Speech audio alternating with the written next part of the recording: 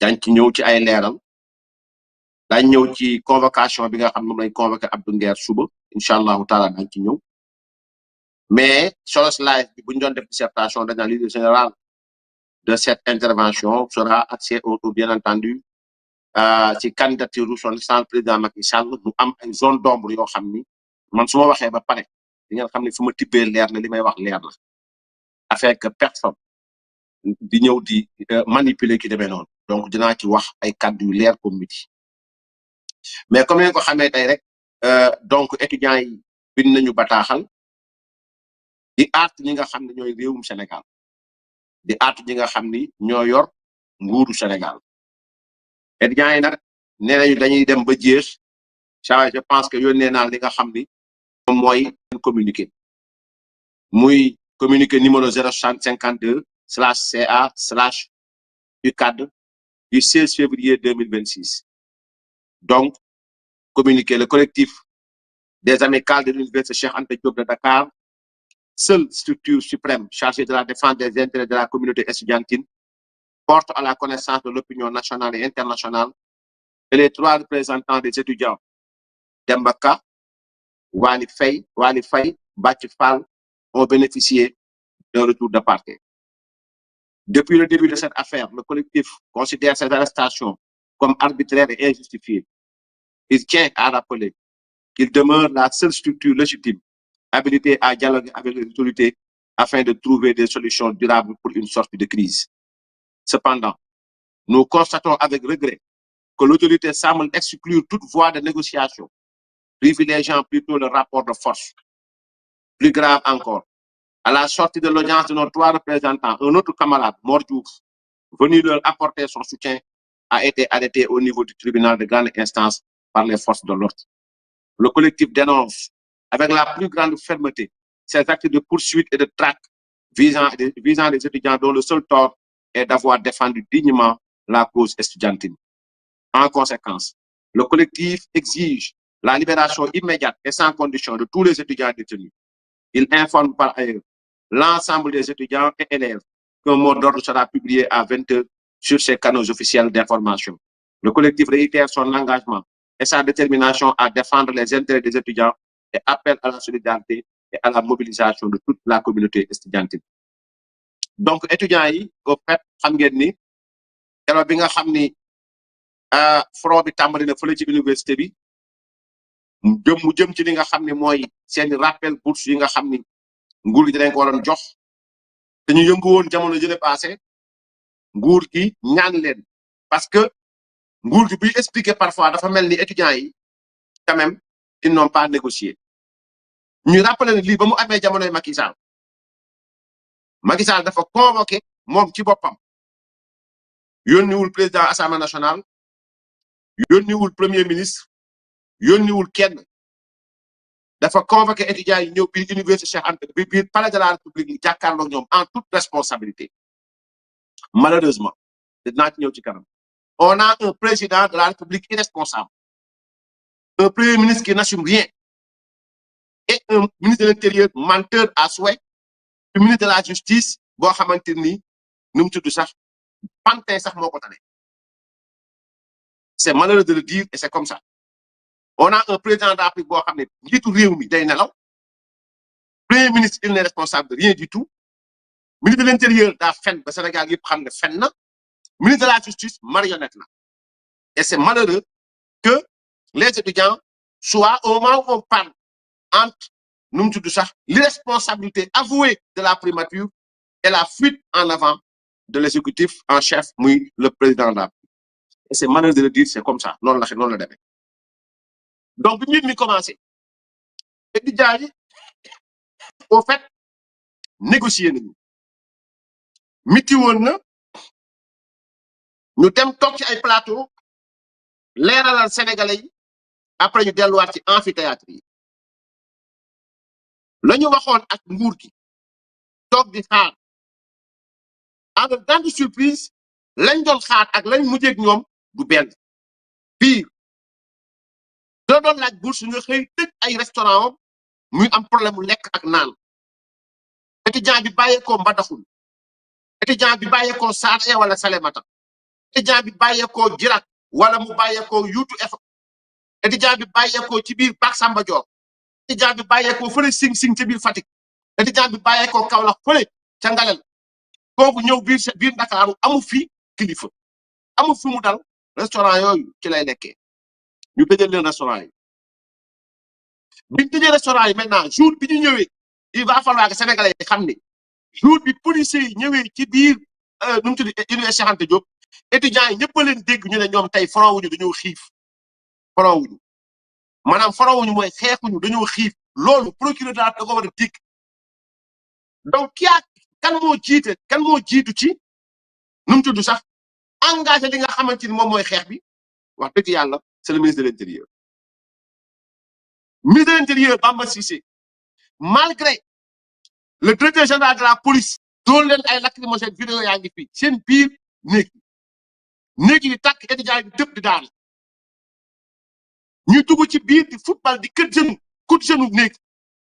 étudiant yi di asphyxié wu ci biir étudiant yi di jéem a baare li nga xam mooy seen néeg pour policier bañ faa dugg loolu moo xew université ku leen wax leneen ay fen maa ngi ci ñëw léegi bi loolu amee quand même étudiant yi taxawaay boo xam ne aussi taxawaay bu mat sëkk la taxaw génte ay communiqué mais aussi am jot filmer lépp li nga xam ne ay preuve la ay élément de preuve teg ko ci bëtu sénégalais yi ñu xam ne Bamba Cissé dafa fen devant les sénégalais bu nekkee nag Bamba ñàkk jom boo xam ni en tant que ministre de l'Intérieur da ngay fen ci penc mi ay xale yu ndaw naan da ngay fen nga toujours garder li nga xamante ni moom mooy sa manteau dans ce cas ñàkk jom dugg la mais on continue ñëpp xam nañ ne parce que moom loolu mooy seen dénominateur commun donc collectif bi nee na ñoom kot ñoo yor kàddu étudiants yi le seul fait que ñu wax ko dafa am xam nga boy yi quand même loolu mën a waxal sont 1000 fois plus intelligents que ces gens-là yi nga xam ne ñooy pondre sur la place publique les communiqués yi bàyyi ko ci exécutif bi boy yi buñ communiquer chaque paragraphe a son sens mais dans chaque paragraphe dafay nañ fa loo xamante ni lu nit war a mën a jàngat la man j'ai pris le temps quand même depuis bi mbir mi commencé ba léegi may déglu communiqué étudiants yi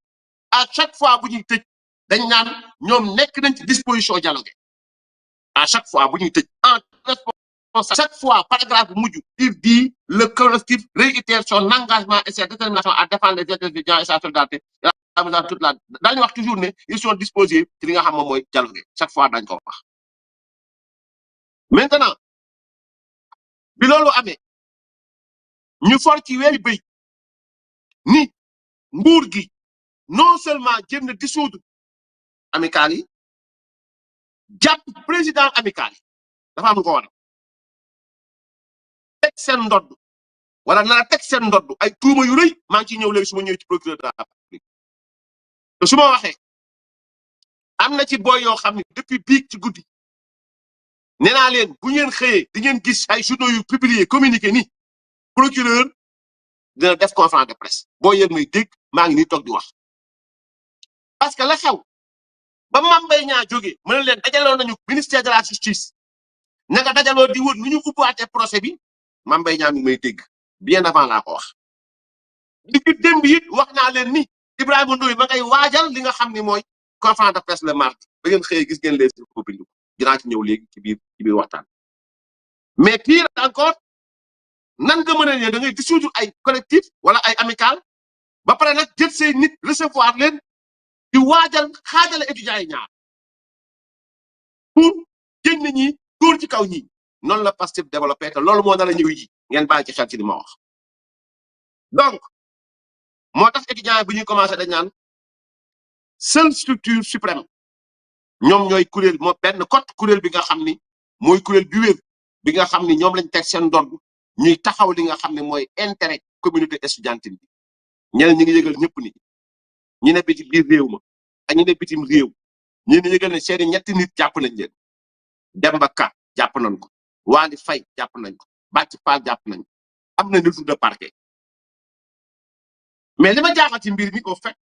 mooy procureur de la République bu ñu saytoo ba jàpp li mu wax muy forti muy génn ci presse bi parce que nag enquête yi am yëpp da ngeen di dégg am na journaux yoo xam ni ñoom ñooy génne li nga xam mooy contenu li ñu dégg ñu naan ko teg yi mooy destruction de biens état bi mooy li nga xamante ni moo jéem a troubler li nga xam ne mooy l'ordre public mu jéem a def nangam jéem a def nangam jéem a def nangam ba léegi Bamba Cissé mi nga xam ne dafa jot ay renseignement téye ay renseignement Ousmane Sonko mi téye ay renseignement waxul sénégalais yi ban homme politique moo financé étudiants yi ba léegi c'est-à-dire dañuy nekk di fenal étudiants yi dafa ne téye nañ Demba Ka téye nañ Waly Faye la xawma téye nañ beneen booy bi Waly Faye téye nañ Bàcci Fall pendant des jours le 9 xawma le 10 ba tey ñu ngi nekk le 16 xawma le 16 xawma pendant 7 jours une semaine ñu ngi téye booy yi Ousmane Sonko toogoon Guinguinéo fen Bamba Cissé taxaw buntu dialogue sénégalais yi fen ne dafa am ay politiciens yu nekk seen ginnaaw finalement saa yu géej la ñu yónni mu ne ambulance moo doon dugg di leen jox ñuy lekk kon ba léegi téye nañ booy yi ba ñuy am retour de parquet ñu bëgg teg seen ndodd na ay nit dañu doon financé ba léegi mënuñu génne ne yan booy la téye ngeen booy yi am réquisition yi ngeen mën a def ci opérateurs yi am seen Wave seen Orange moo nekk seen nangam sangam ba léegi mënu leen fexe ba génne Sénégal gi leen homme politique bii moo nekk seen ginnaaw y en a pas lu dul des accusations farfelues trop légères yoo xam ne maa ngi ci ñëw léegi su may dugg ci biiru Ibrahima Ndoye maa ngi ci ñëw léegi donc lañ bëgg a jël teg ko ci ndoddu étudiants yi donc étudiants yi ñoom nee nañu il tient à rappeler collectif bi qu'il demeure la seule structure et ils l'ont mis en gras ça indi ko ma indi texte bi ma woon gars yi ils l'ont mis en gras xam nga dans un texte booy bind ñi jàng administration xam nañ ni may wax booy ils mettent en rouge ensuite ils mettent en gras ils ont mis en gras il tient à rappeler qu'il demeure la seule structure légitime habilitée à dialoguer avec les autorités afin de trouver des solutions durables pour une sortie de crise ils l'ont mis en gras buñ ko mettre en gras booy dañ ko ñuulal bu ëpp bi nga xamante ni ku taxaw day gis ni lii lu am solo luñ bëgg wax mooy en substance maanaam boo tuggee ci biir yuqu wax bi mooy que booy bëgg nañ xamal nguur gi ne leen ñi ngeen di waxal duñu ñooñu ñi ngeen bëgg waxal duñu ñooñu ñi ngeen bëgg ñëw teg pour diviser ñu du ñooñu ñooy waxal étudiants yi ñun lañu fal à l'issue d'élection yu aat nga xam ne pour nga nekk président amical da ngay def campagne door sa campagne ñu fal la am au niveau du mouvement estudiantin ñu xëy bëgg ñëw yëkkati la jël ñoo xam ne ñoom la ñuy waxal ñoom pour ñu defal leen université bi li ñu bëgg moo tax étudiants yi ils ont mis en gras cette partie du texte pour xamal ñëpp ñoom ñooy kuréel gi nga xam ni ñoom ñoo mën a wax ak étudiants yi ñoom ñoo mën a wax ak sénégalais yi ñu ne cependant nous constatons avec regret nee na seetlu nañu ni autorité bi dafa bëgg dàq lépp loo xam ne yoon négociation la mais bëgg privilégier rapport de force mooy président ba léegi bindu jaale leen seen morom bi dee defu ko c'est inadmissible c'est de l'ignominie booy bi même bu nekkoon sax noonu la même bu nekkoon sax def na du yoon Diomaye Faye est le père de la nation mënoon na si antu bañ a dugg ci profondeur regretter mais non seulement nit ki mi ngi dee vous n'avez même pas permis à ces présidents d'amicales ñu dem gunge seen morom bi nga xam ne faatu na vous les avez pris vous les avez mis en garde à vue pendant une semaine et plus ñu ne déet waay ngeen jël amicales yi dissoudre wala taxaw ci yoon dissoudre leen suspendre leen ñu ne déet waay ngeen jël boy yi di këllee nan leen yóbbu nu mu tudd yónnee retour de parquet na leen déférer devant le procureur et probablement soit ñu dóor leen mandat de dépôt wala ñu dóor leen li nga xam ne mooy liberté conditionnelle wala ñu mettre leen li nga xamante moom mooy surveillance électronique pour bañ boy yu bouger c'est l'objectif mën nañ leen bañ a dóor mandat de dépôt mais ci calcul yi ñu jëm mooy ñaar yëpp mandat de dépôt la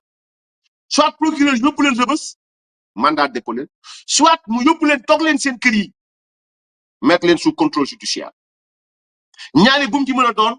le pouvoir judiciaire ou bien le parquet est en train de faire le jeu de l'exécutif mooy mu tëj làmmiñu étudiants yi tëj làmmiñ weesuwut ñi leen di waxal nga jël leen téye leen ba pare pour jéem a étouffer le mouvement mais loolu doyul nga bëgg leen yóbbu mandat de dépôt wala nga yóbbu leen contrôle judiciaire donc loolu moo tax booy yi ne boobu ba léegi nguur gi dafa mel ni koo xam ni waxtaan intéressé wu ko li ko intéressé mooy lan mooy démb on a arrêté le seen benn copain bu ñu woowee Papou Gomez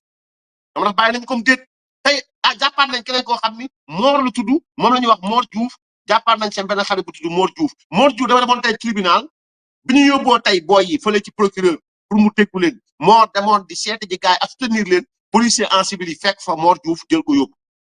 moom yóbbu nañ ko démb on nous a informé que y a un autre Papou Gomez boo xam ni dafa demoon ñoom Samba si fële seen conférence de presse ñëw ba oto Brioche Dorée bu Mermoz ay policiers 3 policiers en civil wóor ko jàpp ko yóbbu donc sepp bi ñu nekkee di sepp nii booy yi jàpp di jël di yóbbu nii et je crois bien que Bamba Cissé ak Yacine Fall ils ne sont pas ils sont en train d'attiser le feu Ousmane Sonko himself te lii au fait booy yi nag nee nañu seen combat day continuer def nañu moo d'ordre boo xam ne nag ñoom nee nañu au fait c'est-à-dire étudiants yi décrété nañu moo d'ordre boo xam ni jot naa ko sànq boo xam ni saa waay ma yónnee la ko nga teg ko nee nañu ku njàng du am ci biir réew mi feek dégluwuñ leen njàng du am ci biir réew mi donc ils ont décidé le collectif décrète cessation de toute activité pédagogique sur toute l'étendue du territoire le mardi mercredi et jeudi nee nañu njàng du am Sénégal gi boole seen Ndar ba Cap Bakel ba Dakar njàng du am muy ci public muy ci privé ñetti fan yi muy talaata suba àllarba ginnaaw suba ak alxames ginnaaw waata suba nee nañu ñi nga xam ne ñoo jiite gouvernement scolaire yi sont chargés nee nañ ñu ngi leen di sant ñu respecté lu li nga xam mooy mot d'ordre dans les établissements publics comme privés les amicales locales amicales yi nga xam ne ñoom ñoo nekk ci gox bu nekk ñu ngi leen di sant ñoom ñu chargé wu de veiller à la bonne application et strict respect de cette décision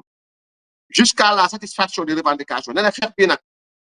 ba keroog nguur gi taxaw jël ay responsabilités saafara li nga xamante ni moom mooy jàngoro bi wala ñu toog waxtaan ak xale yi libération des représentants étudiants détenus nee nañu fekk nguur gi bàyyiwul seeni morom yi ñu jàpp nii fekk nguur gi bàyyiwul leen arrière lu ñoom étudiants yi lumière sur la mort de Abdoulaye Ba leeral leen deewu Abdoulaye Ba yàlla yërëm ko boobu moom tamit nee nañ bu leeru njàng mënta am paiement intégral des rappels de bourse fay leen xaalis mboole seen bit leen amel ci rappel bourse yi donc je crois bien que l'État gagnerait à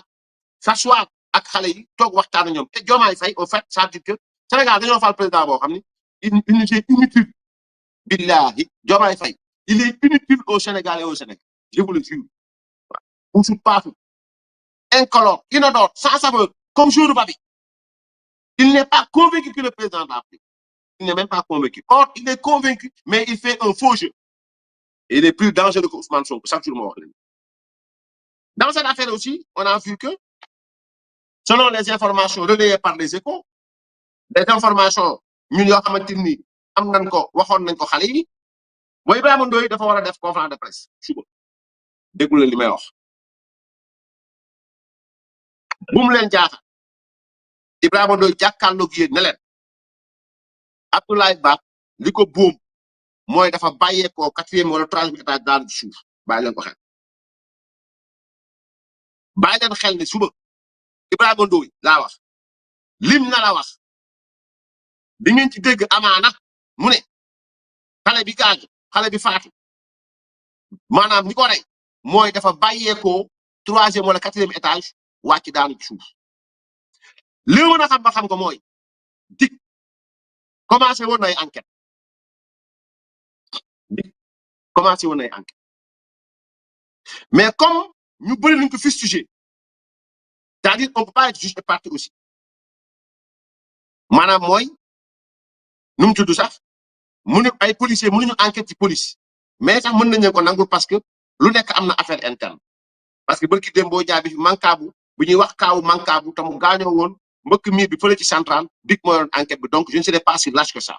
j'avais défendu la fois dernière dik ci enquête am bi mu doon def c'est pas moi qui reviendrai ici pour dire que dik waru koo def je ne serais pas si lâche que ça et puis j'ai confiance ci ñi nga xamante ni amaana ñoom c'est des agents assermentés leen fa tax a toog mooy leeral la vérité te dëgg bi nag tamit kenn mënu koo nëbb mais li ma am ba seetlu ko ba saytu ko ba ma amee information yi mooy déglu nañu ay gardiens yoo xam ñu ngi ci biir campus dégg nga baal li may wax Ibrahima Ndoye il a demandé à ce que la DIC mu def enquête déglu nañu ay boy yoo xam ni ñu ngi bàyyeekoo laa wax foofu ci biir université ñoo xam ay gardien lañ par rapport à circonstance boy yi doon tëb di daanu ñoom et on demanderait à ce que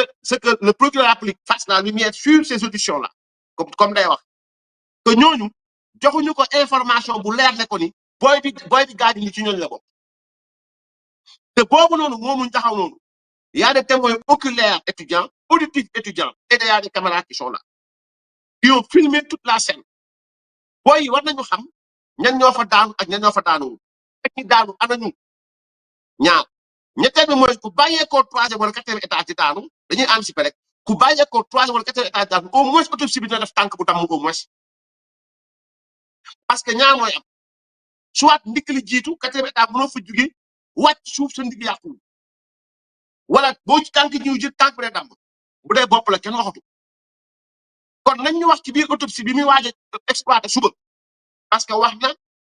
nit ñi weddi ko ci noonu lañ convoqué Nguer maa ngi ci ñëw wax na nit ñi weddi ko mais monsieur le procureur on peut pas convoquer Abdou Nguer bu fekkee li mu wax loolu lañ ko woowee on peut pas convoquer Abdou Nguer sur la base mu wax ni d'accordul ak yow non procureur tu représentes le ministère public du acte boo jël dañu war a d'accord ak yow nangu ko non parce que doo yàlla doo yonent da ngay juum quand on n'est pas d'accord on dit qu'on n'est pas d'accord et on donne les raisons pour lesquelles on n'est pas d'accord bu fekkee nit ñi d'accord dañ naan d'accord nu mënoo tere nit ñi bañ a d'accord parce que li ñu fi wax c'est pas convaincant li ñu fi wax mënuñ convaincre kenn tu n'as pas convaincu les scientifiques muy médecins yi tu n'as pas convaincu les étudiants tu n'as même pas convaincu une partie de ceux-là que vous êtes censés défendre donc ceux-là que tu as convaincu peut-être amaana mooy ñi nga xam ne c'est des ñi nga xam dañoo bëgg nguur gi farak ñoom ñooñu mën nga leen convaincre mais l'opinion la grande opinion nationale tu peux pas les convaincre partant maintenant de ta propre exploitation li nga xamante ni tey jii moom mooy liggéey autopsie kon on aimerait savoir ñi ñu auditionné muy ay gardiens yi nga xam ne dañu nekk si biir cour bi la ñu wax ñu tontu ko nañu convoqué aussi parce que dans l'affaire là waroon nañ convoqué boy yi bokk ak boy bi chambre ñu xam boy bi dans quelles circonstances maintenant on va écouter et on saura ndax boy yi bokk ak moom chambre ñoo ne boy bi dafa tëb daanu de wala dañ ko fekk ci biir ah am na ko fi taxaw def vidéo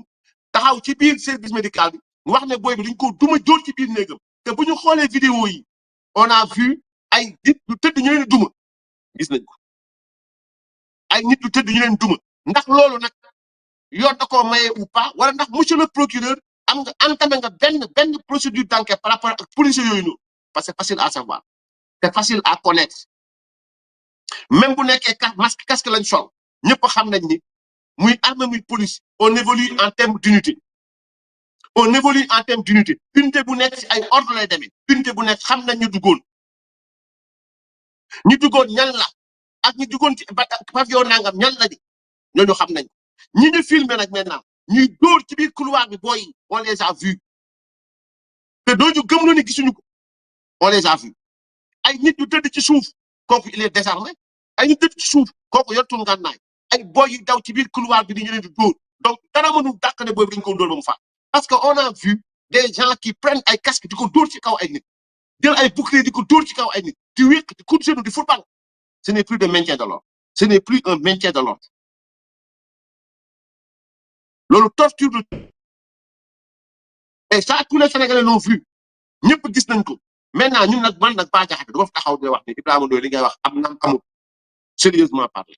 parce que li nga doon enquête ko yaa ko xam li nga téye yaa ko xam et par respect ak li nga xam moom nga doon mais dama ne bu leen jaaxle mu xëy suba teel conférence de presse am parce que bi Bamba Cissé échoué dans la tentative de désinformation un État qui œuvre dans la désinformation de la masse c'est Pastef mais ba muy taxaw dafa ne jot na ay renseignements ça dama bëgg ngeen déglu Pastef ça dit que Pastef au fait parti la boo xamante ni tellement contradictoire parti la boo xamante ni tellement farfelu ba li ñuy wax duñ ko xam Bamba Cissé moo ñëw taxaw mu ne moom ministre de l'Intérieur il a des renseignements Ousmane Sonko mu ne ay billets de renseignement déglu leen baax ay billets de renseignement ak moo fait ay billets de renseignement lañ ko jox mu xam ni am na ay politiciens yu nekk ci ginnaaw booy yi ngeen invité fi madame Madeleine Diousé muy responsable des femmes de la République des valeurs ngeen questionné ko mu répondre ci ay questions yu leer ngeen bàyyi ko mu ñibbi toppeewu leen ko dara benn politicien boobu ngeen fi topp te ba ngeen koy topp c'était dans le but ngeen takkal Thierno Alassane Sall pour étouffer l'affaire Azer mais sottiwul parce que vous n'avez pas eu d'éléments de preuve. Maintenant, ça veut dire que monsieur le procureur de la République, monsieur le ministre de l'Intérieur, madame le ministre de la Justice, il va falloir dire aux Sénégalais quel est l'homme politique qui a été derrière ces étudiants. Ban politicien moo nekk ci ginnaaw étudiants parce que da ngeen taxaw devant tous les Sénégalais ngeen gëmloo leen ay renseignements ngeen am vous n'avez aucun renseignement vous avez de la désinformation que vous avez voulu vendre aux Sénégalais mais amul leen ko kon bàyyi leen doomu jàmbur di dem jàng ji bàyyi leen doomu jàmbur dem ñibbi. Je ne vois pas comment un parti qui a tué, comment un parti qui a défendu des vandales, yu taal bibliothèque, taal ay amphithéâtre, taal université bi nan lañ mën taxawee tey di poursuivre étudiants yi taal seen bourse. Donc qu'on me dise lan nga waxoon daaw bi Macky Sall bi non daaw bi Antoine Diome di yónni police biir université en 2023 c'était pas ay étudiants yu doon casse ay bourse déedéet c'était des hommes qui ont voulu imposer la terreur. Ça n'avait rien à voir avec la pédagogie, ça n'avait rien à voir avec des bourses, ça n'avait rien à voir avec l'esprit étudiantin. Non, c'était un combat politique. Kon loolu nit du ko woon bàyyi muy dem kooku police foo mën a nekk da lay jëli ji boo duggoon ci biir néegi sax dañ la war a jëli ji c'est pas la même chose. Arrêtez de confondre li fi xew 2023 ci biir université bi ngeen taal lépp mooy Ousmane Sonko ngeen doon défendre c'était pas affaire bourse wala lu demee noonu. Un terroriste fu mu nekk te mënu leen ko jëlee c'était des actes de terrorisme au vu du code pénal et du code de procédure pénale amul juge bu mën taxaw wax ni parce que gën fi def diggante 2021 2024 du acte de terrorisme amul billahi lazi la ilaha illa huwa amul y en a pas c'était des actes purement terroristes des gens yu taxaw en association de malfaiteurs organisé wu financer seen yëf defar ay cocktail Molotov du ay étudiants yi doon casse bourse du ay étudiants yu casse APTA étudiants yi casse dara dugg ci université taal ñoo teg yooyu loolu ça n'a rien à voir ak étudiants yoo xam ne taxaw laaj seen bourse nga tëj seen resto ñu taxaw xeexu ñu nga yóbbu fa police dugg seen biir avis leen dàq di leen génne ça n'a rien à voir absolument rien à voir kon mënu leen ko layal donc monsieur le procureur de la République l'accord de presse wala le point de presse parce que je crois bien que il a annoncé un point de presse donc probablement il y aura pas de question donc pour expliquer circonstance faatu bu Ablaye mais jàpp leen ni bu leen exclure parce que bëgguma ko tuumaan mais bu leen exclure procureur ñëw suba ne leen booy bi dafa taanu ci étage faatu bu leen ko exclure bu leen exclure la Bamba Télé ak Yacine Fall activer le parquet pour 3 raisons la première jéem a noyer l'affaire def ko une autre affaire or l'affaire bi nga xam moom moo am importance mu le rappel des bourses ak li nga xam mooy ay xale yu xiif benn ñaareel bi mooy faire porter le chapeau étudiants yi écarter leen exécutif bi ñëw teg ñi ko neex ñu yóbbu leen mandat de dépôt wala ñu yóbbu leen li nga xamante moom mooy contrôle judiciaire troisièmement aussi mooy ñëw bëgg gëmloo nit ñi ne booy bi faatuwul li ko ay dóor faatu ko li ko faatu moom mooy dafa daanu chuté mais même bu fekkee écarter nañu booy bi yàlla na yàlla yërëm ko xale ko aljanna ceux-là qu'on a frappé dans les chambres ñu fekk ci biir néeg yi jàpp leen ci coup de genou ci dóor mais néeg booy yeeku moom mais ku amul ngànnaay yorul dara nga fekk ko fa monsieur le procureur ndax commencé nga enquête ci loolu en tout cas ñu ngi xaar nga leeral Sénégalais yi li nga def noonu wala li nga dara wax noonu lu ci en tout cas man wax naa li ma leen wax donc pour mu leer comme midi bon voilà donc boobu benn la ñaareel bi mooy la convocation de Abdou Nguer wax naa ko démb wax naa ko sànq ci biir wax bi ñu dégloo Abdou Nguer au fait dafa am vidéo bu mu def di ko wax ci étudiants yi ne d'accordul ak Ibrahima Ndoye par rapport ak communiqué bi bu fekkee loolu lañ bëgg woowee guerre kese parce que xam nañ leen nag c'est-à-dire da ngeen mën a créer man ba ngeen may woo vidéo ngeen ma tegal wan ma ko ci biir oto bi ma dem ba yeeg ngeen teg vidéo bi ne la bàyyi seen gars yi ñu wax vidéo boobu ngeen laaj ma ci leneen Nguer ba mu ñëwee it la fois dernière la ko fa indi ngeen bàyyi ña ko fa indi woon dugal ko instruction di ko laaj ci leneen suba it Nguer woo ngeen ko dina dem wuy ji mais bu nekkee ni je suis pas d'accord ak communiqué comment dirais-je Ibrahima Ndoye ñuy fàttali Sénégal ne Ibrahima Ndoye tëddee woo njaaxaanaay Ibrahima Ndoye ñu lay woo ci ragal yàlla subhanahu wa taala parce que foo woowee Abdou Nguer waroo fa bàyyi Pape Moussa Sow parce que Pape Moussa Sow il a donné un élément clé dans cette procédure que tu as enclenchée mooy nee na moom xam na un homme politique bu nekk Gambie bu recevoir étudiants yi xam na leen procureur woo au contraire Modou Fall ni Bougane lañ bëgg takkal nga woo Modou Fall yóbbu ko mandat dépôt ko pour diffusion de fausses nouvelles tey ñu atte ko kee di laaj moom 6 mois ñu jël ko yóbbu ko délibéré le 23 diggante diw lañ bëgg takkal ak Pape Moussa Sow toog ci pinc mi mu ne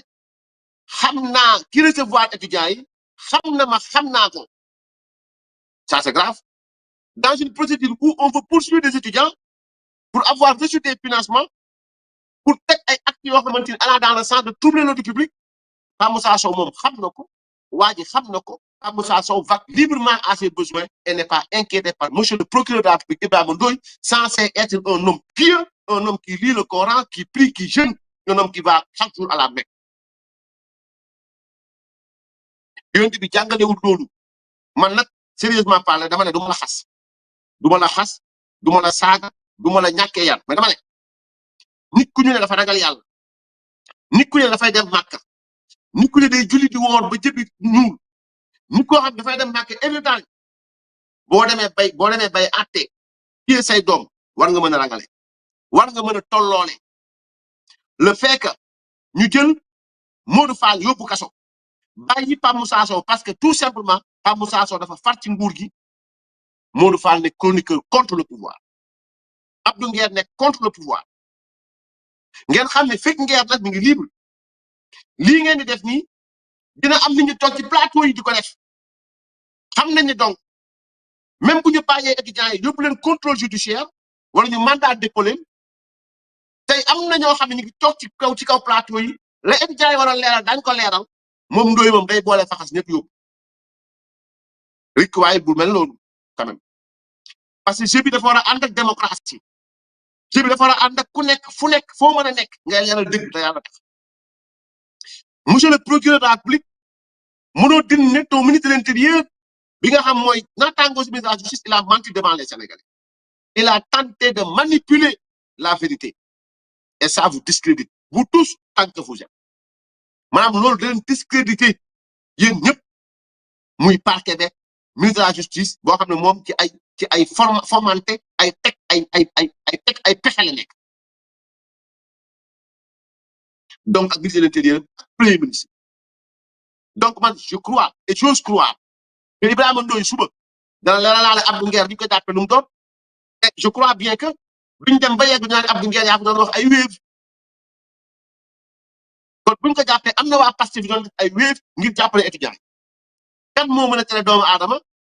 ay étudiants yi dama xiif nekk ci mbedd mi di yalwaan yéen bu nekkee ni yéen loolu dérangé wu leen dérangé na Sénégalais yi bu nekkee image yu Sénégal dérangé wu leen ci noonu dérangé na Sénégalais yi ku nekk la nga yor am ko téye ko war koo mën a def ci xale yi nga def ko ci donc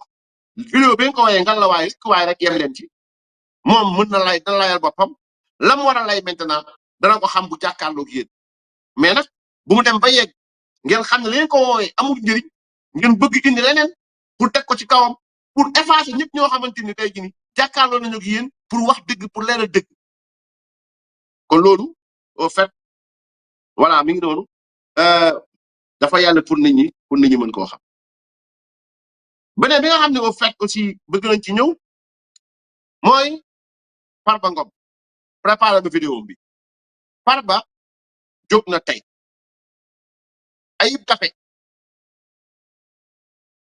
yaa ñàkk jom te laa lay tontu di nga wax Farba Ngom Pastef yéen a ñàkk jom te ñàkk rasu amu leen jom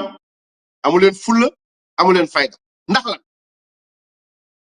nee na Farba Ngom bañ ko gisee dafa nekk en forme alhamdulilah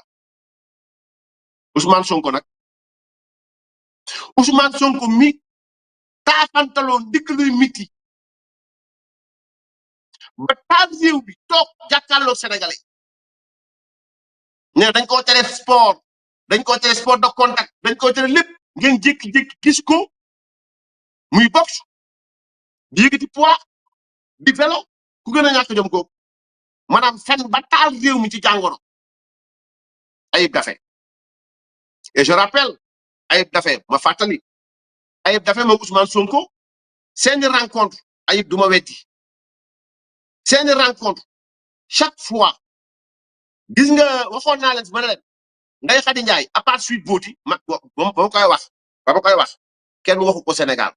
maa njëkk wax ni Ndeye Khady bañ koy jàpp ci ba ñuy jàpp taawu Adji Sarr Ndeye Khady 3 autres maanaam yeneen ñett salon la amoon yeneen ñett 3 salon la amoon loolu di ko dindi am na ci salon boo xam ne xale bu ñu woowee Kiya moo fa nekkoon ci biir Ousmane daan dem foofu ci salon boobu noonu te anam yooyu soriwul ak kër Ayib Daffé te noona ñoom ñaar seen àndandoo ak seen lien ci la gën a suudewu maa ko wax fii ci penc mi am na si yoo xam ne taa yoo xam ne wax naa ko dootu mu ci duggati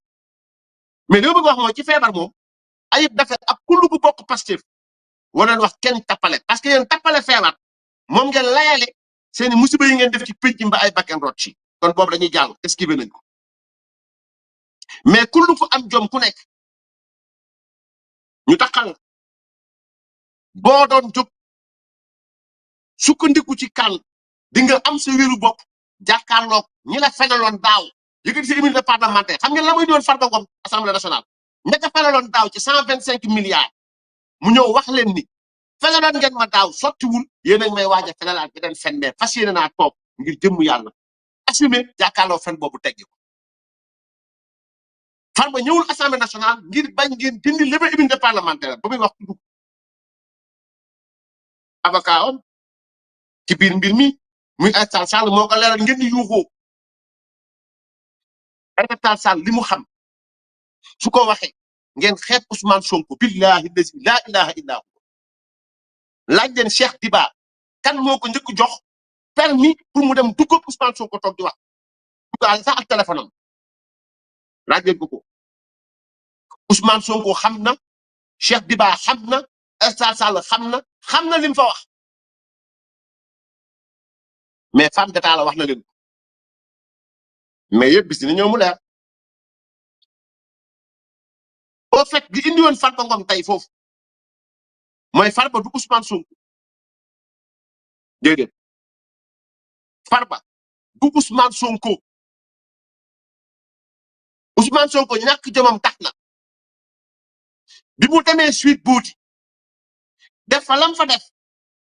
ñuy lever immunité parlementaire am ay bakkat moo rot Farba tey ay nitam ñoo ñëw toog ci kaw di tàccu accompagner même bu nekkee xam nañ ni dañ lever immunité parlementaire benn ñaareel bi mooy Farba Ngom ñëw na taxaw mu lay la Ousmane Sonko mu doon def démb ak bërki démb Farba Ngom tey ñëw na taxaw mu lay te yéen ba ngeen koy layal daaw ay fen ngeen ko layale principalement Mame Diarra Fam boo fi fen bu leen nañ na Adji Sarr am na jëkkër ba am doom sénégalais yi baal ko mel ni dara xew Ousmane Sonko ne s'était pas présenté à l'Assemblée nationale nu mu tudd sax Farba Ngom l'a fait Farba Ngom l'a fait et qu'est-ce que vous man la ngeen ko accusé dafa doon envoyé vidéo pour nangam sànq moom ngeen ko accusé Ousmane Sonko ñu accusé woon ko moom da ko doon def moom foofu ci Sweet Beauty Farba est venu se défendre Ousmane Sonko avait fui lamentablement à l'Assemblée nationale avait appelé à l'insurrection avait appelé au mortel combat avait appelé nu mu tudd sax à des faits de gladiateurs des vies humaines dem noonu comme ça mu taxaw seeni bàmmeel ci ay fen kon Farba Ngom au moins a eu l'honneur taxaw téye kaamil c'est que Ousmane Sonko n'a pas fait bu ko neexee sax mu nekk ahlu sunna la téye kaamil di waat mais mu taxaw wallahi mais dafa ne ma main sur le cœur xaw ma main au cœur ñu déglu Farba Ngom après ñu ñëwaat.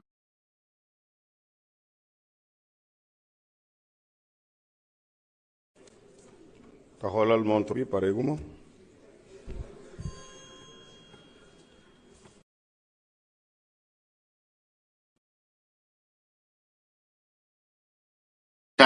Madame le ministre de la Justice, chers collègues, tey fii ci Assemblée nationale déglu naa kàddu yi ngeen wax yépp yow mi madame le ministre bindi lettre adressé ko à l'Assemblée nationale ñu lever l'immunité parlementaire Mouhamadou Ngom di Farba ak yi ñu ci wax yépp te ngay jigéen am nga borom kër am nga doom am nga goro bu doon tey sama morom góor moo toogoon sa place bi nga nekk suñu toogee fii ci assemblée nationale bi dina am lu bari lu ma wax ndax ku ma xool déglu naa ci say kàddu ci say conférence de presse ne feebaruma dara jotuma maa ngi sant yàlla je suis pas mourant deew guma nag te loolu ci loxo yàlla la ne nit warul yéenee moromam jullit mu feebar beneen bi ci topp yéen a ngi ci programme boo xam ne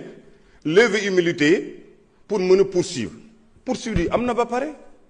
looloo waral démb commission ad hoc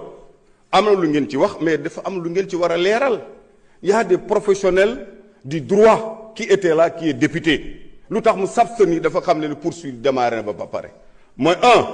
extraire ngeen na pavillon spécial le 8 extraire nañ ma pavillon spécial le 10 le 12 ñëw nañu ñu waroon ma yóbbu encore pavillon spécial section de recherche juste sama médecin ñëw ñu bàyyi ma foofu yooyu yëpp ñu def ko déféré nañ ma au niveau du tribunal de grande instance notifié nañ ma garde à vue léegi poursuite bi lan moo ci des du ma homme de droit mais xam ngeen ne poursuite am na ba pare léegi nag xëy na booba dafa fekkoon peut-être ñu xiif Farba Ngom ak levé nañu bu njëkk immunité parlementaire am détourné na 125 milliards détourné 200 milliards détourné nangam lépp ñu jël ko teg ko ci sama kaw man nag ñu ngi may tooñ installation régime bi ba tey dem nañu sama tool avec des gens la police de DIC ñu dajji porte yi dajji oto yi perquisitionné avec Jérôme Bandiaga ñu naan dañ fay ut xaalis ou dañ fay ut arme zéro loolu jotul ki jurul benn retour bi gën a garaaw yónnee nañ ma encore dans les levées ngeen immunité parlementaire dem naa devant le juge 10 mois sans audition wax ngeen ko ñu pare ñu dem audition au fond kan moo mën a imaginer ñu dem auditionner au fond ku ma bokkal dossier nekk co-impliqué ma nga xam ne moom la ñu waxoon ne moo ma jox xaalis ma ànd ak moom di mon frère ami Tahirou Sarr ñu libéré ko par décision du juge moom moo jël décision damay libéré Tahirou Sarr libéré Farba Ngom parce que def naa audition au fond gisuma foofu dara léegi nag ñu naan Tahirou Sarr demal Farba Ngom ñu def appel kan moo def appel c'est le procureur il dépend du ministère public mais yàlla mu ngi fii li ma bën a wax rek ci askan bi bu ma toogee ba ci assemblée nationale détournement dernier public xaalis bi ci état lay jógee mooy trésor public kaamil alxuraan mu ngi nii laa yor di jullit daa ku ko gëmul ku nekk rek moo xam ne kaamil alxuraan du kaamil nag bu ñu xotti dara de kaamil bu mod la ndax dërëmu état mus na jógee ci trésor public lu dul sama salaire député sama salaire maire ou sama immeuble yi nga xam ne dama ko loué patrimoine bâti dërëmu état bu dee mus na jógee ci trésor public dugg sama compte wala compte société il a mis le juge a mis des délégations du judiciaire police dem enquête def lu nekk waat naa ci yàlla ak kaamil alxuraan bii mooy sama seede ndax mus naa jël xaalisu état duggal ko ci trésor public xaalis boo xam ne jóge na ci trésor public s'il vous plaît kaamil alxuraan la laa wax bu dee xaalisu état mus naa jógee ci trésor public dugg sama compte société yi ma am mus naa am ak kaamil alxuraan bi yàlla bu ma ko jëriñoo sama àdduna loolu dama koy wax loolu nga ànd ak man nekk ak pouvoir ak nekk dans l'opposition kaamil alxuraan Farba moomu ko moomu leen ko képp ku jullit yaa ko moom beneen bi may teg tamit wax leen ne bandiraabe Allah jaaraama on jaaraama mais lépp loo xam ne tegoon nañ sama kaw dama ciy gërëm justice parce que am na loo xam ne justice li macha allah ñun li ñu gëm et Farba tey même mourant c'est un pël même bu nekkee ni Ousmane Sonko jàpp ni riitikat la wala xalamkat la tey xalamkat bi ak riitikat bi moo lay jàngal àdduna de 125 milliards Farba taxaw na tey te kenn mënu koo wéet kenn parce que yoonu Sénégal moo seetal Farba Ngom ci 125 milliards yi ko doon toppee yoonu Sénégal effectivement et il a l'intelligence de le dire le juge a émis des délégations judiciaires ay délégations judiciaires la def lire naa leen fi procès verbal yàggul dara boo xam ne ça concerne Tahirou Sarr ñu wax clairement que ni li ñu yónnee ni yow juge d'instruction mënuñu topp Tahirou Sarr sax fatal ay nit mooy la libération titré woon mu yeneen réquisitoire supplétif bu procureur def ñu def délégation judiciaire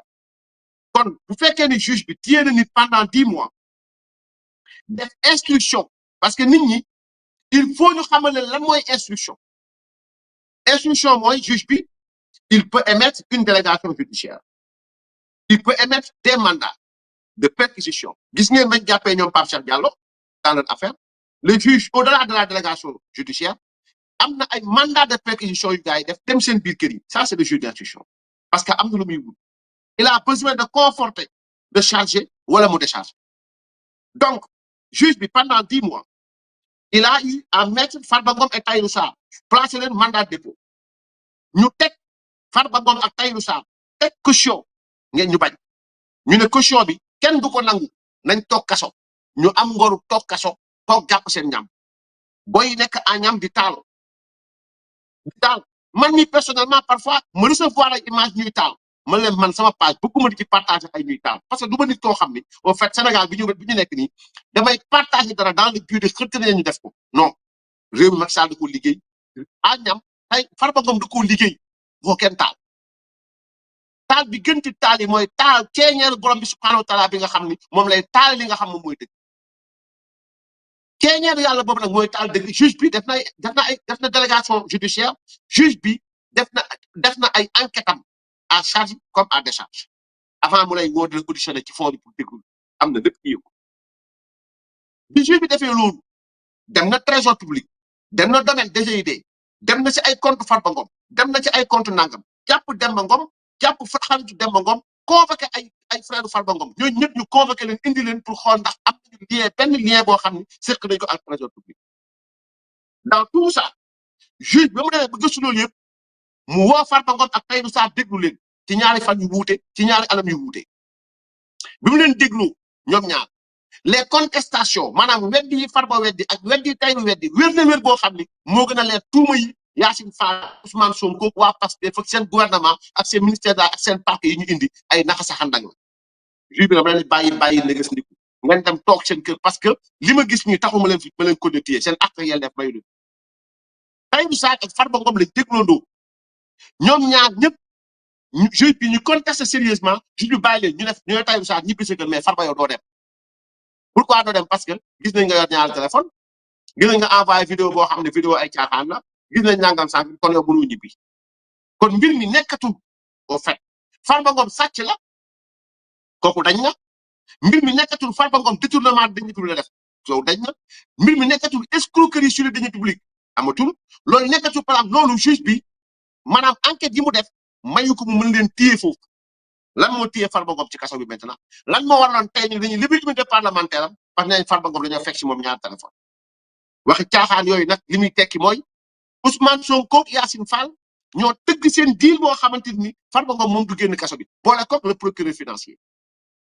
donc lii ku am jom moo koy def ku ñàkk jom nag mooy yëg mititam bàyyi Seclaw yi bàyyi Wardini bàyyi chinois yaak seen akapuntuur bàyyi thérapeute yi nga xam sont reconnus dem ci Ndeye Khady Ndiaye Adji Sarr ak Mama Ba jéppal leen sa yaram ñu nar laa topp nga woote mortel combat kooku moom mooy ku ñàkk jom gi kooku xandaaluwul assemblée nationale taxawaalul assemblée nationale ni Farba waatee wu ni déedéet dafa wommat ay doomu jàmbur génn leen ci mbedd mi ñooñu faat kon Farba Ngom gàcce ngalaama li mu def nag ci principe pulaar dañ ne bu dee nekkee sa kanam gàcce mi ngi sa ginnaaw maanaam bu dee nekkee sa kanam gàcce mi ngi sa ginnaaw songal dee mënul ngay wane ginnaaw boo wanee ginnaaw rek gàcce daf la kon Farba gàcce ngalaama parce que tey wan nga kanam say noon jàkkaarloo nga ak say noon ñu si mu woon sa wàllu kiiraay démb ne da ngaa sàcc jàkkaarloo nga ak ñoom tey wan leen carrément ni man yoonu Sénégal xam na ne man sàcc ma waaye nag ginnaaw ba da ngeen am pexe di ko def rek ñëwaat naa dindi leen sa wàllu kiiraay yóbbuwaale bi ci ne ma dem toogaat xaar yàlla subhanahu wa taala te yàlla dala fekk may na ndam bu sooy noonu la tabaraka wa taala donc ñu ngi jaajëfal Farba bu baax a baax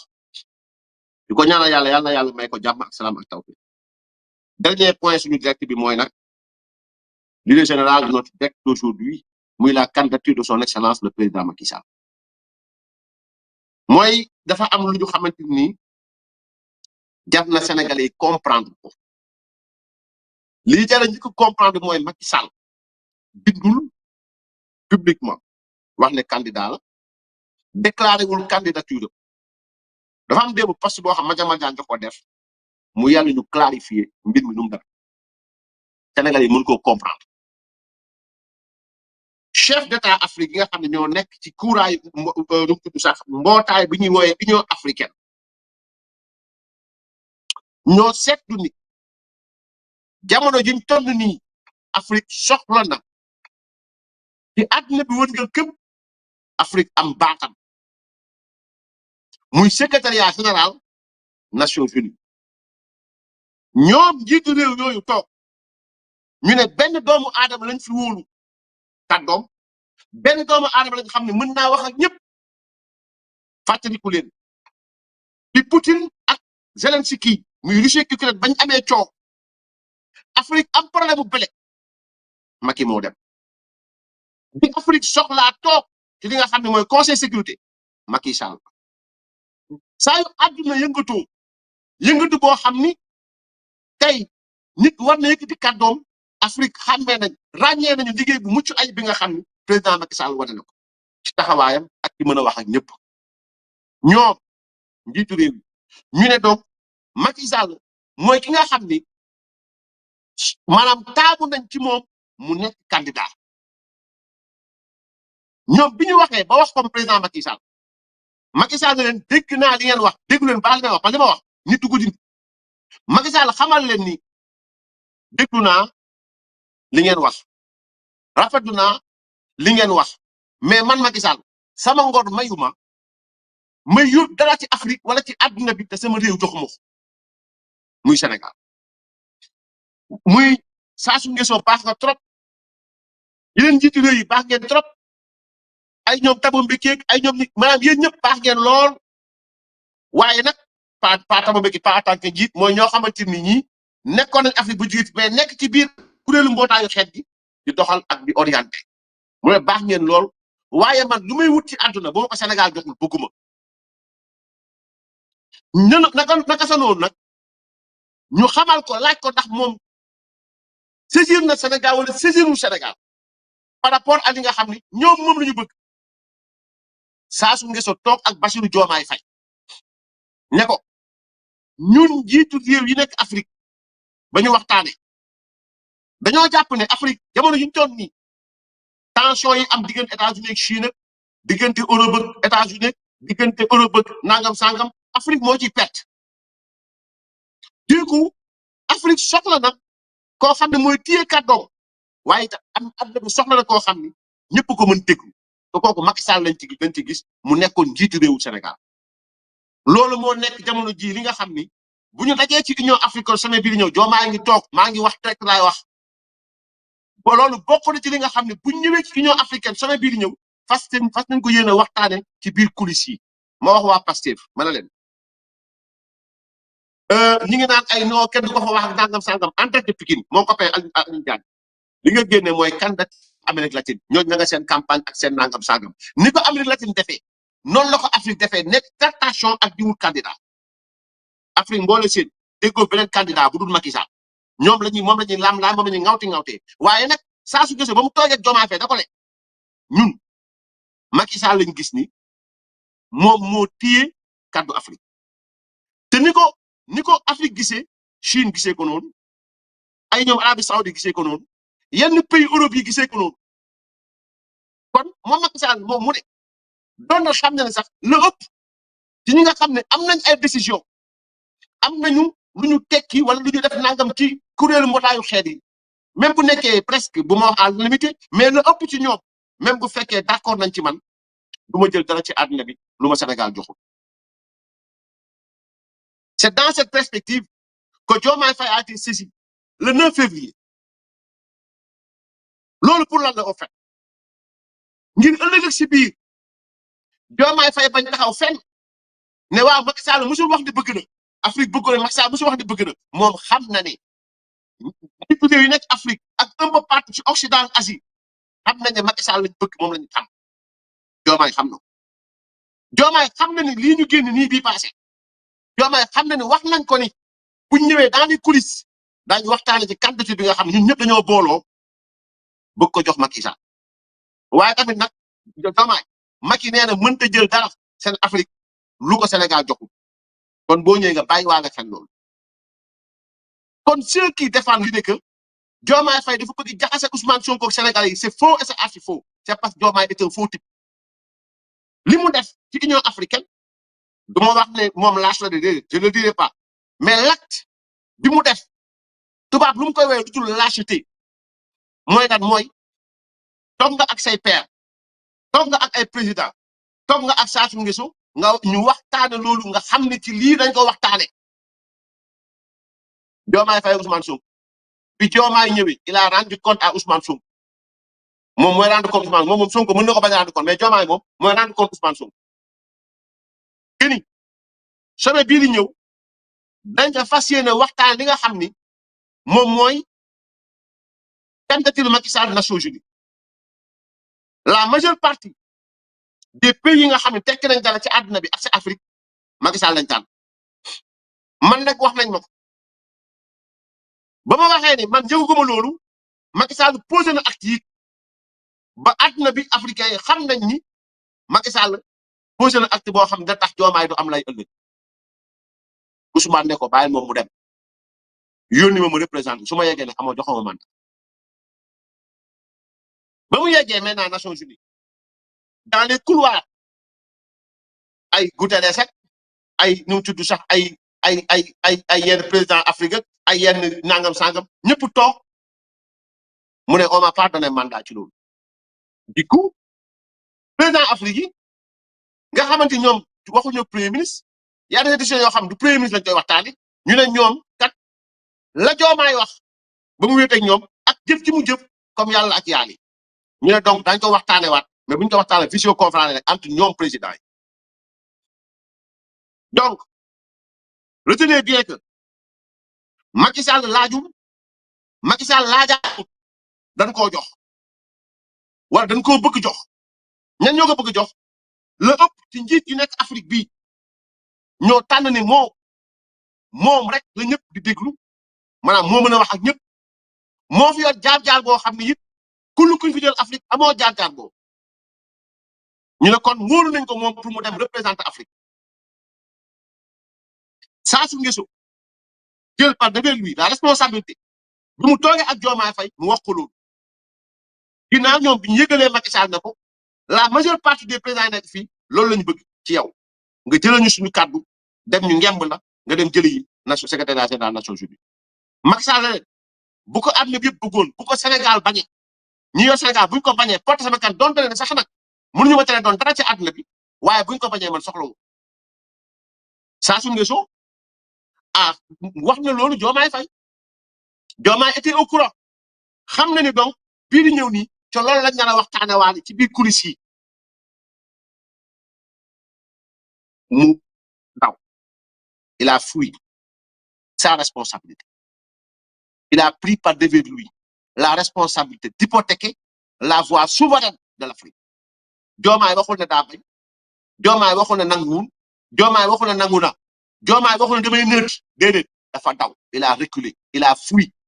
et loolu tubaab ni mu koy wooye waxuma ne lâche la déedéet tubaab lâcheté la koy wooye bi mu ñëwee Sénégal après s'être concerté par son patron wala premier ministre kooku moo ko ne yónnee man ma dem su ma demee ma ne joxoo ma mandat yaakaar nag ñoom mën nañ këlëjee ñi nga xam ne ñoo njiitu réew yi nga xamante ni ñoo la man foofu ci ay schéma billahi ku xam Sassou Nguesso ku xam ña daje woon fee barki démb Union africaine loo ngeen schéma yéen ñaar ñooñu mën lañ leen mën a dañ leen di boot di schéma daw ak yéen ils ont compris la stratégie ils ont compris que Diomaye n'a pas voulu prendre sa responsabilité ñoom waxu ñoo premier ministre loolu sérieusement maintenant voilà lii moo xew ci mbir mi kon au fait kenn déggagul Macky Sall ne candidat laa wala duma candidat déedéet dañoo ñëw ne ko yow lañ bëgg nga doon ko mooy leen du ma ko doon te Sénégal joxuma ko ñu ne ko il va falloir nga poser l'acte boo xamante ni mooy tax ëllëgal si biir ñoom du ñu am lay ne posé woo acte Macky Sall a posé cet acte le 9 février. bi Diomaye demee ci saa su nga xamal ko kon ñoom dañ ko ndar képp parce que xamoon nañ ni ci lii la ñu jëm il le savait mais ñu ndar képp Diomaye en amont bàyyi ci biir saa su nga xamal ko ne ko ñoom kat ba ñu waxtaan seen biir tànn nañ Macky Sall pour porter seen voix qu'est-ce que Diomaye a fait Diomaye waxtaan ak saa su nga si loolu mais au fait bi mu ñibbisee wax ak Ousmane Sonko lui a demandé de ne pas y aller bàyyi ko moom mu dem ba mu demee nag maintenant mu gëm loolu gars yi ne leen j'ai pas reçu mandat ci affaire secrétariat général Nations Unies loolu lu leer la comme midi beneen bi nga xam ne jar nay leeral ci biir waxtaan bi mooy su ma déggee Guy Marius Sagna ak waa Pastef ne Macky Sall mënul dokk secrétaire général ni parce que dafa rey ay nit par déduction donc c'est Diomaye était criminel bu fekkee ci réew ku faatu rek président baala faat kon décès Abdoulaye Babi nañ ko teg ci ndoddu Diomaye Faye j'ai fait pas di waxuma ne Diomaye criminel dama ne par déduction bu ñu déggul tubaab mais quand même man li ma jaaxal ci mbir mi leen rek la mooy Guy Marius Sagna ñoom Seydi Gassama ak ña ca des ñëpp bu ñuy lañ pour yàq deru président Macky Sall ci ay moor la ñuy wax mais ku dem bay wëri ci téléphone portable pour téye Farba Ngom war nga mën a am fulaay lever loi d'amnistie mettre toute la lumière et moment boobu jamono jooju noonu bu leen neexee ngeen tuddee Macky Sall criminel bu nekkee ne gis ngeen en tout cas Sénégalais yi may déglu laay wax dañu ne woon Macky Sall dafa def commande armement 45 milliards armes yooyu ñoo lay Sénégalais yi ba léegi waxuñu leen ci dara ana 45 milliards yooyu ana armement yooyu bëgg ngeen déglu dama ne Ousmane Sonko ki nitam ay fenkatam dañ ne woon Macky Sall dafa def commande 45 milliards armées yi ñu livré ko palais de la République c'est que Pastef avait tenté de vous faire croire loolu la leen Pastef bëggoon tëmloo et jusqu'à présent ni l'Assemblée nationale ni le palais de la République ni les crieurs publics de Pastef notamment Seydi Gassama mënuñu génne dara yuy leeral Sénégalais yi ne 45 milliards yooyu ñu waxoon ci arme fan la toll ak lan la ñu xamee ne 45 milliards yi arme yooyu moo lay Sénégalais y en a pas amul donc ay waxu caaxaan la Pastef dañoo jël ñi dee chaque fois bu ñu jaaxlee am combat politique utiliser booy yu dee yi defoon nañ ko pression ci nguuru Macky Sall bi ñu Macky Sall jëlee moom lañ jël def ko pression à l'international mais bu ngeen muusoon tuuti di ngeen xam ne là où les grands pays ñu ngi tànn Macky Sall ndax ça veut dire que xamuñ ni xewoon Sénégal oui xam nañ ni xewoon Sénégal la quasi-totalité de ces pays là am nañ fi ambassade ngeen bindoon yóbbu ces pays bind fu nekk ngeen wax fa ngeen yaakaar ne seen kàddu yooyu bu nekkoon nit ñi jàpp nañ ne dëgg la daañu tànn Macky Sall non ils savent que vous l'avez dit ils savent que vous étiez en train de mentir c'est tout et ils savent qu'au moment où vous avez eu toute l'opportunité quand même de clarifier la chose devant l'opinion nationale et internationale vous avez préféré interpréter la loi et non l'abroger dans sa globalité ça c'est des actes de présomption de culpabilité de la part de ceux-là qui criaient au comment dirais-je au crime contre l'humanité donc depuis yooyu tànn Macky Sall xam nañ ni xewoon Sénégal diggante 2021 2024 am nañ fay ambassade l'Union africaine les Nations Unies et cetera xam nañu ni xewoon Sénégal diggante 2021 2024 les morts dont vous parlez xam nañ ni posé wu leen benn acte mais da ngeen koy utiliser comme leitmotiv politique ça ils le savent donc Guy Marius Sagna ay Seydi Gassama il faut Sénégalais yi xam ni ces gens-là je le dis et le répète n'ont qu'une seule haine envers le président Macky Sall c'est que Guy est un adepte du référendum de détermination de la Casamance il a prôné l'indépendance de la Casamance via un référendum d'autodétermination. Ce que Macky Sall n'a pas fait et il ne le pardonnera jamais ça. Nous disons Seydi Gassama et les autres bénéficient largement des programmes de pays en moment de Casamance. Donc, c'est un jeu de civil. Dans il a théorisé la légalisation du chanvre indien au Sénégal. Parce que nous avons mais tension ci fitna. Donc, ñi en bobu ñu amel Macky Sall lu bëgg jël def ko aide nationale sénégalais yi nak à un moment donné ñoy xam ne ñoo téye la légitimité sénégalais yi yéen wara taxaw fu ngeen mëna nekk ci àdduna bi ngeen taxaw vous défendez la candidature du président Macky Sall c'est pas pour le Sénégal c'est pas pour leneen mais c'est pour faire rayonner l'image du Sénégal aujourd'hui lenn la leer yàlla ni ku fi dee ku nekk Pastef taxawul pour leeral ko kuñ fenaloon ku nekk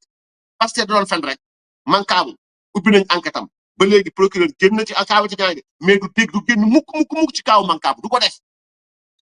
novembre la ñuy inculpé Jérôme Bandiaky pour assassinat et consort ba léegi ba dem ba sànq ba tey convoqué wuñ keneen déglu wuñ keneen ci loolu ñu ngi téye doomu jàmbur c'était des mensonges ay fen la woon fen sénégalais devant les preuves de la vérité tey duñu la mës a leeral dara ci ñi dee ci 87 non xam nga lu ñuy def Ousmane Sonko saa yu amee problème dans ces affaires là mu convoqué waat papa yi ñu dee ak yaay ñu dee ak nijaay ñu dee ci loolu lay dox maintenant arrivé un moment nag sénégalais ñooy taxaw ñu bañ ñoolu ni mu leeral ci bopp étudiants yi léegi ne nguur gi day créer ay fen li mu leeral ci bopp béykat ne nguur gi ay maanaam dafa mën a fen donc loolu la war a leeral ci bopp sénégalais bu nekk ne ci ay fen lañ doon dëkk ci ay nar ay kàcc lañ doon dëkk xool Ndingler fu mujj ana Ndingler ban coow lañ fi créé ci waxu Ndingler kii fan la demul kii seytaane bu mag bi fan la demul xotti yi fan la demul taxaw di kaas nga dëgg day yoot nag parce que dafa xam fi mu jëm fen day xaabar moo tax yàlla di wax ni afa man yamshi mukibban ala wajhihi ahda am man yamshi sawiyan ala siratin mustaqim Macky Sall day dox mais ci siratul mustaqim ci yoon bu jub lay dox moo tax saa nga songee rek am la naqari mais ñi nguur gi mooy ñi yaa di wax naan afa man yamshi mukibban ala wajhihi dañuy dox mais la tête courbée ñuy tax ba pare nag boo maytul dañuy taw ba pare sëggal seen bopp booy mbëkk mii bi di faatu fayal daaw loolu moo ñu daal au fait sénégalais yi nag ñoo war a yeewu ñaari élection ba ñetti moo nekk seen kanam montrez à vous en avez marre des mensonges montrez à Pastef que vous avez fait une erreur au change montrez à Pastef que le Sénégal est un et indivisible que le Sénégal ne se le toléré benn yoon ay nit toog parce que ils ont une haine viscérale ay nit toog parce qu'ils ont développé des mensonges qu'ils ne peuvent pas prouver aujourd'hui au pouvoir une fois au pouvoir qu'ils vont utiliser le Sénégal comme étant un bouclier pour nu mu tudd sax pour yeggali seen lay loolu Sénégalais bu da ko war a bañ Sénégalais bu da cee war a taxaw jëli ci seen carte yi dama bàyyi loo xam ne opposition benn xel nag yéen a ngi taxaw di xool rek nee nañu ay acteurs ñëw nañu ci daaf baak nangam sànkam nee nañu ay 1 million de xaw ma lan seen carte de membre yooyu daañu sàcc élection yi defaroon fu seen bët yi ngi koy gis ñii du ngeen ci mën dara levez-vous il est temps et j'espère bien que donc di ngeen mën a xam ni fi gars yi jëm donc lii mooy li nga xam bëggoon nañ ko développer bu baax a baax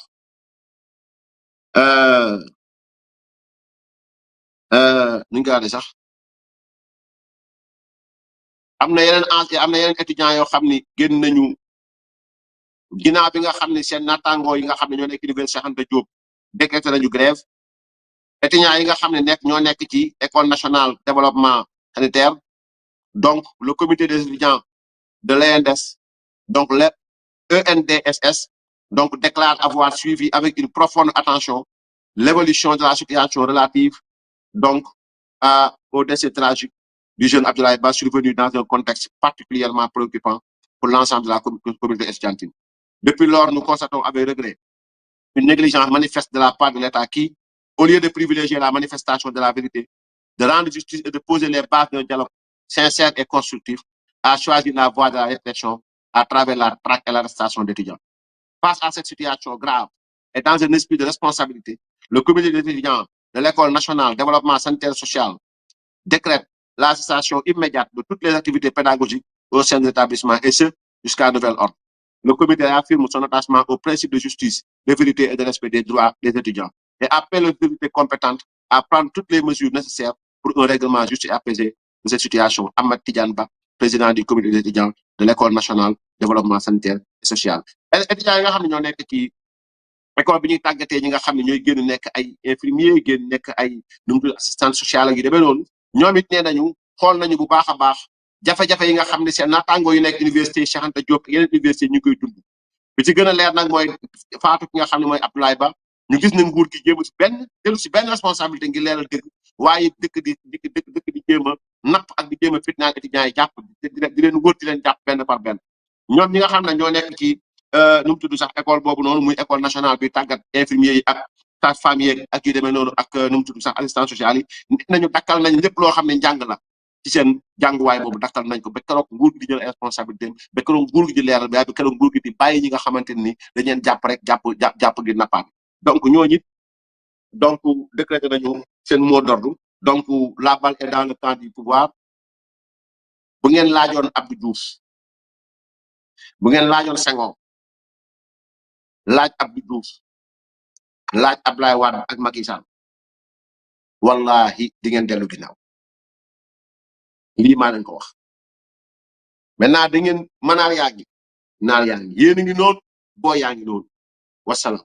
amoon nañ mbégte lool sant leen bu baax a baax gërëm leen wasalaamualeykum wa rahmatullahi taala wa barakaatuhu yaa ngi jëf. Cheikh Al Amine Mbacké di set ci jàmbaar ja Mawlana Cheikh Sidi Muxtaar ku ne xam na ni donn woon na ci maamam secret fasu ngóor gu doy waar Cheikh Al Amine ana suñu fas gi. fas gaa ngi nii ma yor ñëpp xam nañ luy mbiram képp koo xam ne da ngaa nekk mag mbaa ndaw am jafe-jafe néew kàttan moo xam néew kàttan nu mu la mën a dalee nga jël fas gi incha allah rabbul alamin da nga tàqu néew kàttan moo xam sa awara day nooy di lax di dell ak nu mu la mën a dalee rek billahi wallahi wal kitaabi boo jëlee fas gi sa aajo dina faju incha allah rabbul alamin. Cheikh Al Amine Mbacké di set ci jàmbaar ja Mawlana Cheikh Sidi Muxtaar ku ne xam na ni donn woon na ci maamam secret fasu ngóor gu doy waar Cheikh Al Amine ana suñu fas gi. fas gaa ngi nii ma yor ñëpp xam nañ luy mbiram képp koo xam ne da ngaa nekk mag mbaa ndaw am jafe-jafe néew kàttan moo xam néew kàttan nu mu la mën a dalee nga jël fas gi incha allah rabbul alamin da nga tàqu